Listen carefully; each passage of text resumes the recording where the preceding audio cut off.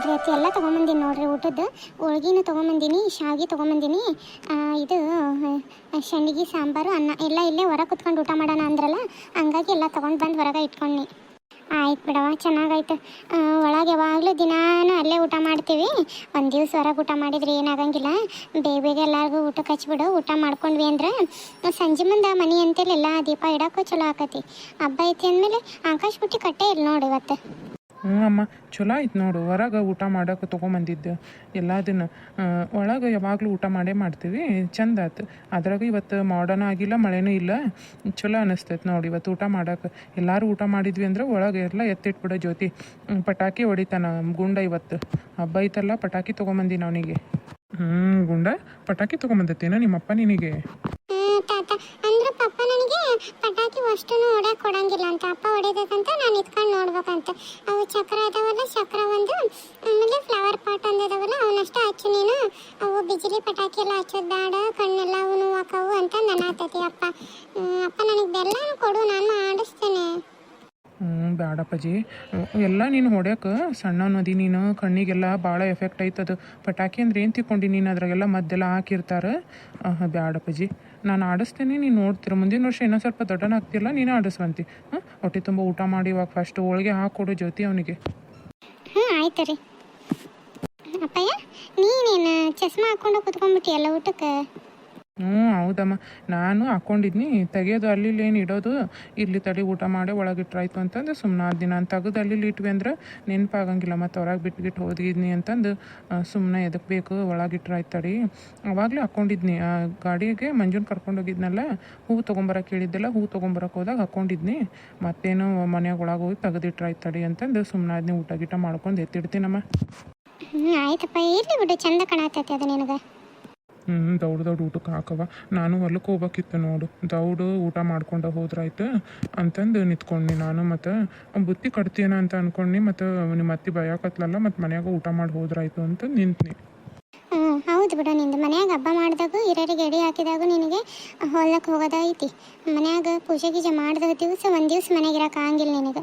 ಏನೈತಿ ಅಂತದ್ದು ನೀನು ಹೊಲ್ದಾಗ ಏನಿಟ್ಟಿ ಅಂತ ನೀನು ಊಟ ಗೀಟ ಮಾಡ್ಕೊಂಡು ಮನ್ಯಾಗ ಎಲ್ಲ ಮೊಮ್ಮಕ್ಕಳು ಪಟಾಕಿ ಹೊಡಿಬೇಕು ಅಂತಂದು ಏನಿಲ್ಲ. ದೀಪ ಹಚ್ಚಿಡ್ಬೇಕು ಮನೆ ಅಂತಲೇ. ಕರ್ಕಿ ಪತ್ರಿ ಎಲ್ಲ ಏನದು ಹೂವಿನ ಪಾಟ್ ಎಲ್ಲ ಹಚ್ಬೇಕು ಅಂತಂದು ಏನಿಲ್ಲ ನೋಡಿ. ಬರೀ ಹೊಲಕ್ಕೆ ಹೋಗ್ಬೇಕು. ಹೊಲ್ದಾಗ ಏನಿಟ್ಟಿ ಅಂತದ್ದು ಗಂಟು ನೀನು? ಹೌದು ಬಿಡು, ನಿಂದು ಮಾತು ಅಂದ್ರೆ ಮಾತು. ಹೊಲ್ದಾಗ ಏನಿಟ್ಟಿ ಅಂದ್ರೆ ಹೊಲ್ದಾಗ ಬೈಕ್ ಕೊಯ್ಲಿಗೆ ಬಂದೈತಿ. ಹೊಲ್ದಾಗ ಇವಾಗ ಹೋಗ್ಲಿಲ್ಲದ್ರೆ ಮಳೆ ಒಂದು ಜೊಯ್ ಏನಂಗೆ ಹಿಡ್ದಿತ್ತು. ಇವತ್ತೊಂದು ಸ್ವಲ್ಪ ಬರೋ ಕೊಟ್ಟೈತಿ. ಸ್ವಲ್ಪ ಕೊಯ್ಲಿಗೆ ನೋಡ್ಕೊಬೇಕು. ಪಕ್ಕದ ಹೊಲ್ದಾಗ ರಾಜಣ್ಣರ್ದು ಇದು ಕೊಯ್ಲ್ಸಕತ್ತಾರ.